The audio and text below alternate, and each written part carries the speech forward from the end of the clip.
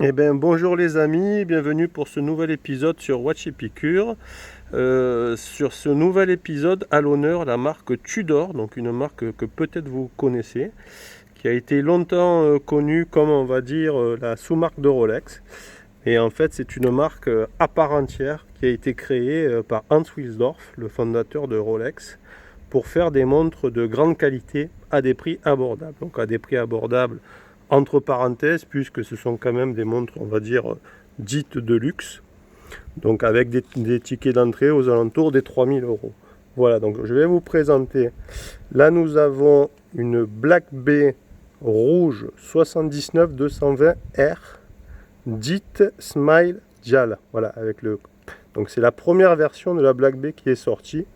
Donc il faut savoir que la Black Bay succède, vous voyez, à l'ancienne version ici qui était la Tudor Submariner, qui a été fabriquée de 1969 à 1999 et qui était là vraiment très très proche d'une Submariner Rolex.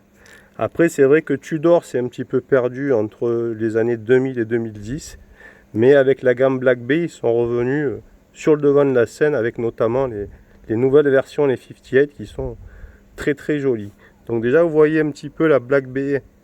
Je vous montre un petit peu la Black Bay originale, donc avec le mouvement ETA à l'intérieur. Donc voilà, il me semble qu'on est sur 12,8 mm en termes d'épaisseur. Donc la montre est un peu épaisse, mais moi j'aime bien parce que je n'ai pas un petit poignet. Voilà, ce qui est très sympa sur cette montre, c'est son cadran avec ses aiguilles Snowflake, voyez, et qui sont recouvertes d'or rose. Voilà, et ça lui donne un petit côté gilt avec, vous voyez, le chemin de fer qui est peint en doré. Et moi, ce que je voulais, en fait, c'était la rose sur le logo Tudor, parce qu'on peut avoir ou la rose ou le bouclier. Et vous voyez la rose qui est repris sur la couronne aussi. Voilà, une montre étanche à 200 mètres. Donc voilà, on va dire qu'on peut faire de la plongée semi-professionnelle avec. Donc voilà, c'est vrai que je pense que cette version sera peut-être un futur collector, puisqu'aujourd'hui on peut la trouver aux alentours de 2500-3000 euros, donc elle reste encore accessible et on verra bien peut-être si dans le temps elle montera. Voilà.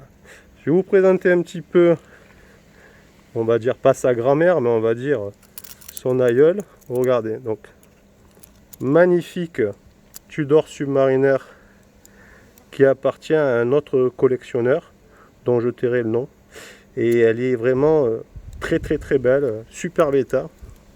Donc celui-ci, vous voyez, a mis un bracelet Rolex d'origine à la place du bracelet Tudor avec les maillons pliés.